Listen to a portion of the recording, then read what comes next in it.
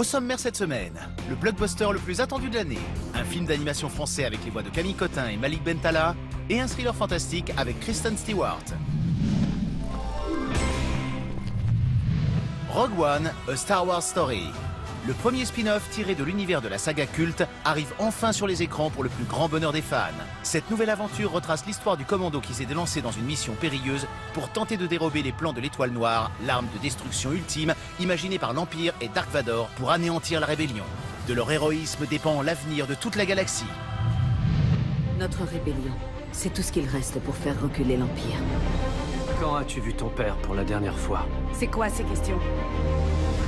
Il semblerait qu'il joue un rôle capital dans la mise en œuvre d'une arme surpuissante. Si l'Empire dispose d'une telle puissance de feu, quelle chance nous reste-t-il? Vous êtes des rebelles, non? Sauve la rébellion! Sauve notre rêve!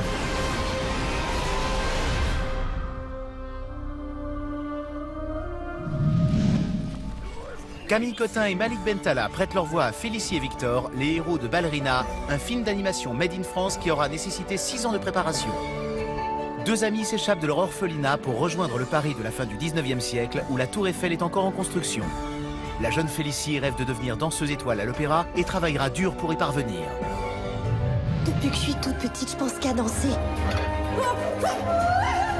Si on s'enfuit ensemble ce soir, tu deviendras la meilleure de toutes les danseuses et moi, je deviendrai le plus grand inventeur de tous les temps. Vous êtes là grâce à votre ténacité et votre talent. Sauf vous. Tu as dans le cœur quelque chose qu'elle n'aura jamais. La passion.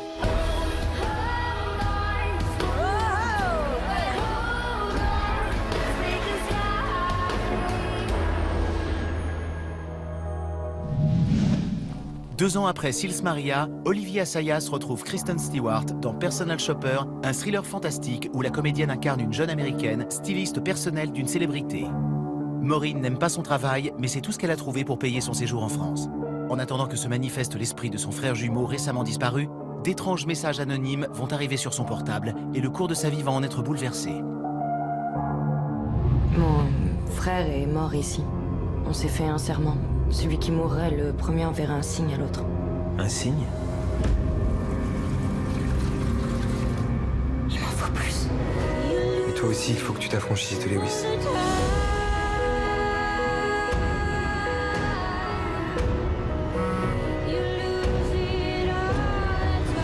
Après la mort, il n'y a rien.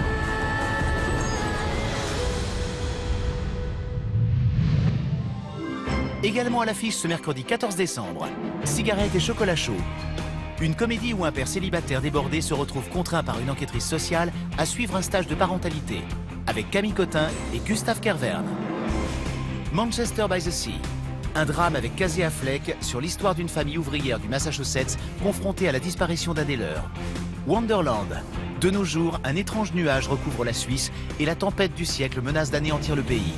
Face à la catastrophe imminente, la population helvète panique. Un drame réalisé par 10 cinéastes. La jeune fille sans main. Un film d'animation inspiré d'un conte de Grimm où une jeune fille privée de ses mains entame un long périple loin de sa famille. Une semaine et un jour. Un film israélien qui raconte comment un père en pleine dépression après la mort de son fils décide de lâcher prise. La Nuit rebelle. Une comédie française où 3 jeunes filles kidnappent la fille du patron de l'usine de leurs parents pour empêcher sa délocalisation. Coucou les ploucs. Oh, dis donc, tu parles pas comme ça de ton père. Et de Béné, je peux? Ah bah de Béné, oui. Non. À vos critiques. La semaine dernière sortait sur les écrans Papa ou Maman 2, le retour des ex-époux Leroy, incarnés par Marina Foïs et Laurent Lafitte. Qu'avez-vous pensé du film? Papa ou Maman 2 est pas aussi bon que le premier, mais ça reste très drôle quand même. Je craque totalement pour le duo Laurent Lafitte et Marina Foïs qui sont un véritable régal. C'est très drôle, plutôt bien rythmé, il y a une écriture des personnages qui est assez fine. Bref, si vous voulez passer 1h30 à vous marrer en famille ou entre potes, c'est à voir, c'est une excellente comédie. Envoyez-nous vos avis en vidéo sur le site de France 2, rubrique Mardi Cinéma ou sur les réseaux sociaux. On termine avec la fête du court-métrage qui débute ce jeudi avec plus de 2500 lieux de projection dans tout le pays. Pendant 4 jours, la France va vibrer au rythme du court-métrage. Au programme, diffusion de plus de 120 films, tournage en direct, rencontres avec des professionnels, masterclass et ateliers pour petits et grands. Le tout placé sous le parrainage de Bérangère Krief et Vincent Lacoste. La fête du court-métrage, c'est du 15 au 18 décembre dans plus de 25 villes à travers la France.